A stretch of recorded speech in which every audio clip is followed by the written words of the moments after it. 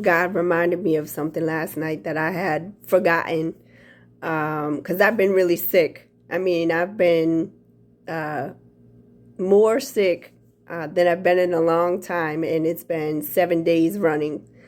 But God reminded me last night that his power really does show up perfect in our weakness, right? And so it doesn't really matter how I'm feeling in the moment. He can still move. He can still use me as long as I'm moldable, pliable like the clay, and willing to be used, right? And sometimes that's inconvenient. Sometimes you just want to roll over and go back to bed because you don't feel good. But it's not about whether or not you feel good. It's about, what does God need from me today? What does God need me to do? Let me move myself out of the way and how I'm feeling in this moment. And put my focus on an eternal perspective, right? Because it's not about me. It's about winning souls, right?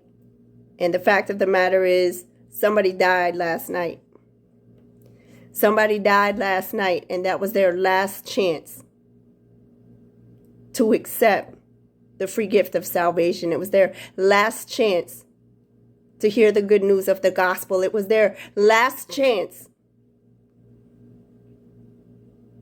to accept the gift of the grace of God that was being extended to them. It was their last chance. And so whether I'm feeling like it in the moment, I need to remember and never forget. And I'm speaking to all of you as well. You need to remember and never forget the authority that you walk in. Because not every sickness that comes upon you is just because it's that time of the year. Not every sickness that comes upon you is because you were underdressed and it was really cold that day. No, sometimes the sickness that comes upon you is a spiritual attack. And usually you can tell the difference. You can't pray away a sinus infection if it's really a sinus infection.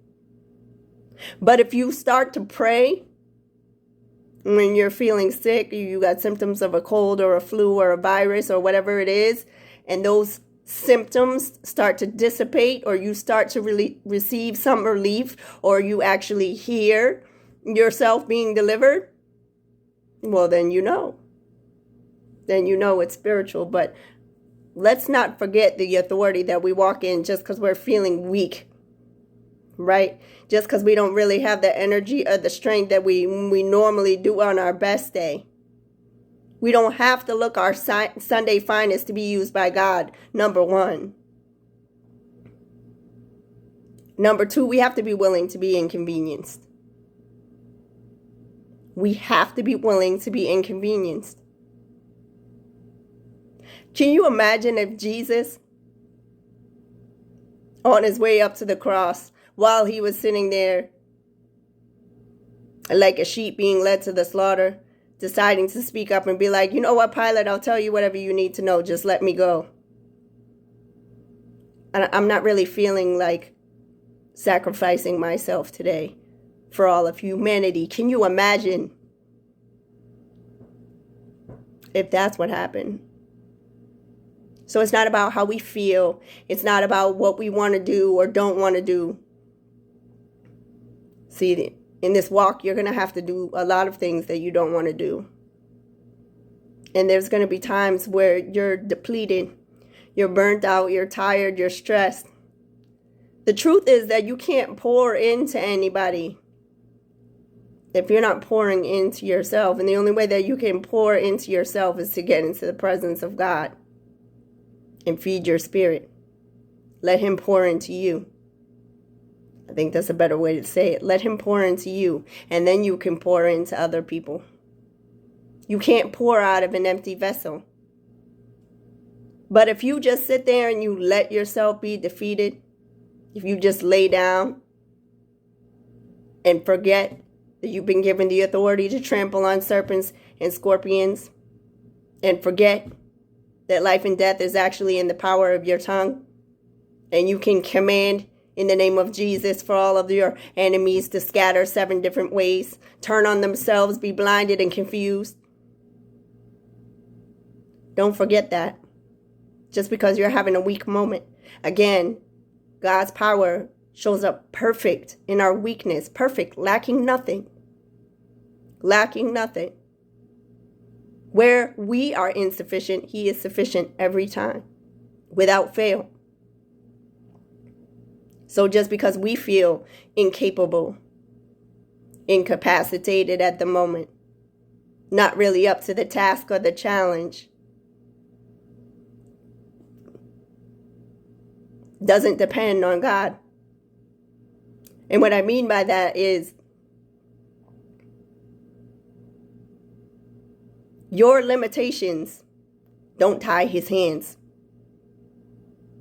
Your limitations, your insecurities, your doubts, fears, concerns, they don't tie God's hands. He's still God. He's always going to be God. He's the same yesterday, today, and forever. Amen.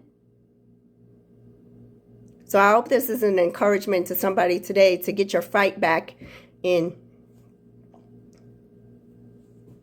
Get your fight back. Don't give up.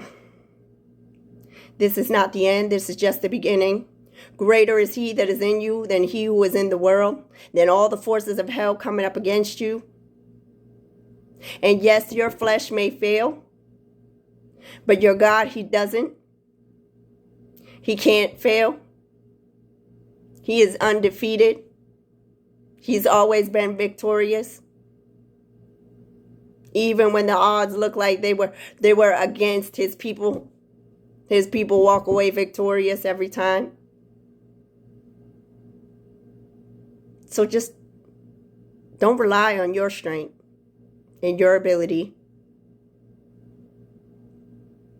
Lean into something much, much greater than that. Lean not on your own understanding. Trust God to be God. That's how we wear ourselves out. When we try to do what only God can do. Or when we're trying to pour out of a depleted and empty vessel, you will wear yourself out. You have to pour into you.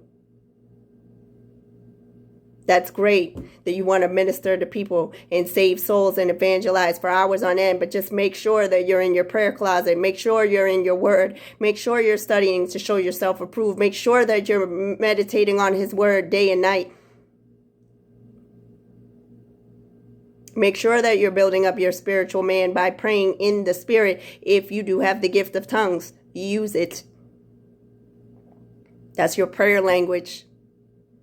And He didn't give it to you for nothing. So again, I'm sure that everybody out there is dealing with something right now, right? Because I just feel it so strong in my spirit that the devil is waging war on a whole other level because he knows his time is short. He knows his time is short. Another reason why he comes after you so bad is because you're close. You're close. You're close enough to taste God's promised land for you. You're just about to cross the threshold of everything He said was yours. You don't know it, but Satan does. So when you get to that place where all hell breaks loose in your life as a Christian, please don't get to that place where you're thinking, what did I do wrong? Right? Because we always get there. What did I do wrong? I must have done something wrong. God's angry with me. No, that's not always the case. A lot of times it's not. It's because you're doing everything right. And I will tell you this. You got to think of it this way. When you start stomping on Satan's territory, when you start reestablishing dominion that he had for the past 30 years, 20 years, 15 years,